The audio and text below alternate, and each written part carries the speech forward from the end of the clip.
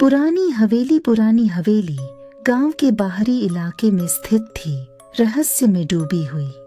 इसकी जीर्ण शीर्ण स्थिति, टूटे हुए दरवाजे और ढहते हुए आंगन ने गांव वालों के मन में एक भयानक छवि बना दी थी। हवेली का इतिहास भयानक था। जमींदार रघुबीर सिंह एक क्रूर और निर्दयी व्यक्ति था जो अपनी शक्ति और धन से गांव वालों को आतंकित करता था। उसकी पत्नी राधा एक दयालु महिला थी जो अपने पति की क्रूरता से बहुत परेशान थी। उसने उसे उसके कुकर्मों के बारे में कई बार चेतावनी दी थी, लेकिन उसके विरोध ने उसे और भी क्रूर बना दिया। एक दिन रघुबीर सिंह ने हवेली के एक अंधेरे कोने में राधा की बेरहमी से हत्या कर दी। उसे दीवार से जंजीरों से बांध दिया। राधा की मृत्यु के बाद हवेली में अजीब और भयानक घटनाएं होने लगी और गांव वालों का मानना था कि राधा की आत्मा इस जगह पर भटकती है। किसी ने भी हवेली को खरीदने या किराए पर लेने की हिम्मत नहीं की और यह वीरान पड़ी रही। गांव के लोग हवेली के आसपास की रहस्यमयी घटनाओं के बारे में फुसफुसाते थे और स्थानीय आदिवासी महिला सरिता अक्सर हवेली के भूत के बारे में डरावनी कहानियां सुना करती थी। उसकी कहानियों ने गांव वालों के बीच डर और रहस्य की भावना पैदा कर दी और लोग हवेली से दूर रहने लगे। एक दिन अजय नाम का एक बहादुर युवक गांव में आया।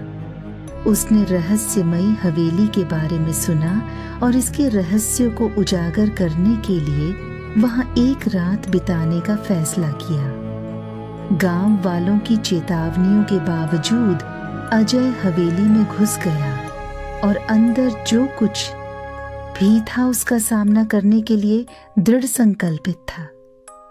हवेली की खोजबीन करते समय अजय को दीवारों पर प्राचीन प्रतीक और लेखन दिखाई दिए। अचानक उसने एक धीमी फुसफुसाहट सुनी जो उसे पुकार रही थी। वह आवाज का पीछा करते हुए एक छिपी हुई गैलरी में गया जहां उसे एक महिला की धुंधली रूपरेखा दिखाई दी। महिला की आत्मा प्रकट हुई और उसने खुद को राधा बताया।